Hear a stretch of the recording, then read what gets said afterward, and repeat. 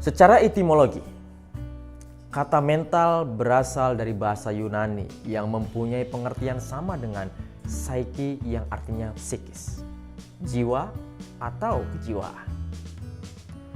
James Driver memaknai mental yaitu referring to the mind. Maksudnya adalah sesuatu yang berhubungan dengan pikiran atau pikiran itu sendiri.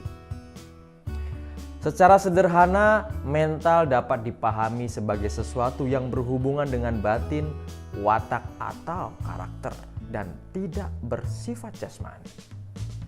Tetapi secara terminologi, terdapat perbedaan definisi mental antara ahli kejiwaan dengan ahli psikologi. Salah satunya sebagaimana dikemukakan oleh Al-Khush 1970 yang dikutip oleh Hasan Langgulung, yang mendefinisikan bahwa mental adalah paduan secara menyeluruh antara berbagai fungsi-fungsi psikologi dengan kemampuan menghadapi krisis-krisis psikologi yang menimpa manusia, yang dapat berpengaruh terhadap emosi. Dan dari emosi ini akan sanggup mempengaruhi kondisi mental. Dari sini dapat ditarik pengertian bahwa mental itu terkait dengan akal, pikiran atau rasio, jiwa, hati, kalbu, dan etika moral, serta tingkah laku. Satu kesatuan inilah yang membentuk mentalitas atau kepribadian, citra diri. Citra diri baik dan jelek tergantung pada mentalitas yang dibuatnya. Kondisi mental tersebut bisa digolongkan dalam dua bentuk, yaitu kondisi mental yang sehat dan kondisi mental yang tidak sehat. Kondisi mental yang sehat akan melahirkan pribadi-pribadi yang normal. Pribadi yang normal ialah bentuk tingkah laku individu yang tidak menyimpang dari tingkah laku pada umumnya di mana seseorang individu itu tinggal, dan pribadi yang normal akan menunjukkan tingkah laku yang serasi dan tepat serta bisa diterima oleh masyarakat secara umum, di mana sikap hidupnya sesuai dengan norma dan pola hidup lingkungannya. Secara sederhana, individu tersebut mampu beradaptasi secara wajar. Kondisi mental yang tidak sehat akan membentuk suatu kepribadian yang tidak sehat pula, abnormal.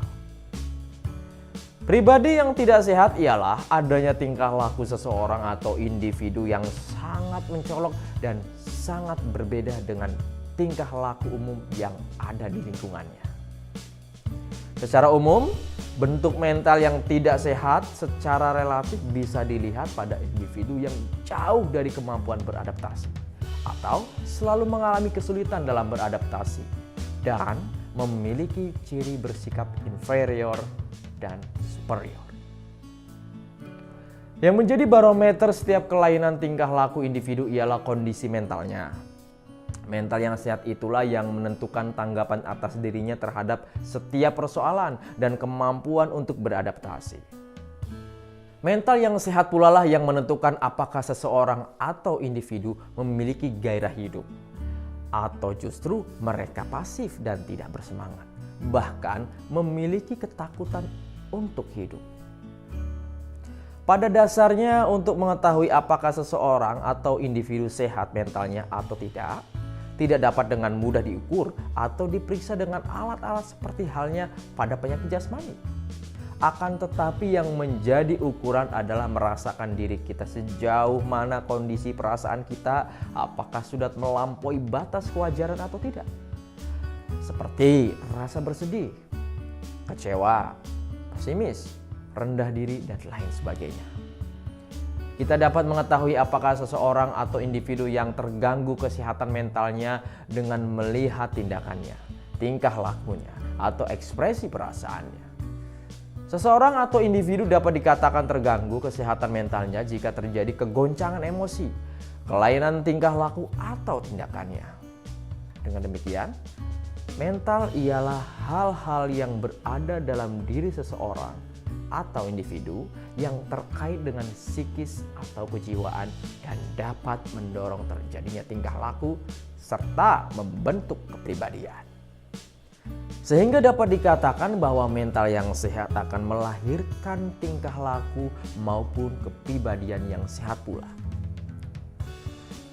Syarat-syarat yang diperlukan untuk pembangunan mental diantaranya adalah pendidikan.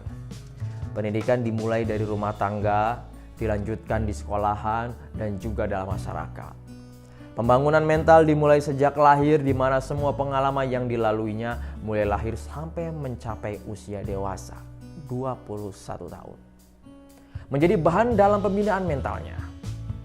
Maka dari itu, syarat-syarat yang diperlukan dalam pendidikan baik di rumah, sekolah, maupun masyarakat menjadi kebutuhan pokok yang harus terjamin, baik kesehatan jasmani maupun kebutuhan psikis dan sosial.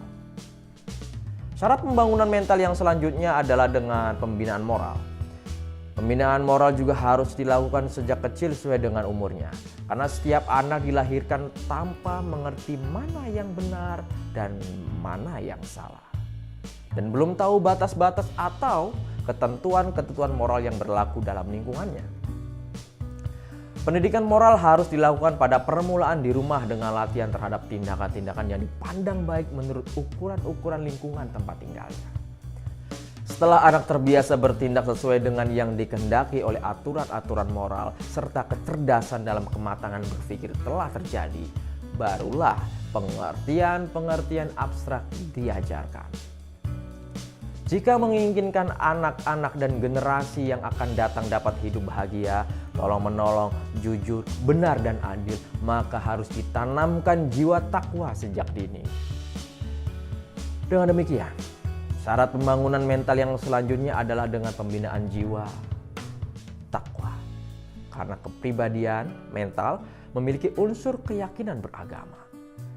Maka dengan sendirinya keyakinan itu akan dapat mengendalikan kelakuan, tindakan, dan sikap dalam hidup. Karena mental sehat yang penuh dengan keyakinan beragama itulah yang menjadi polisi dan pengawas dari segala tindakan.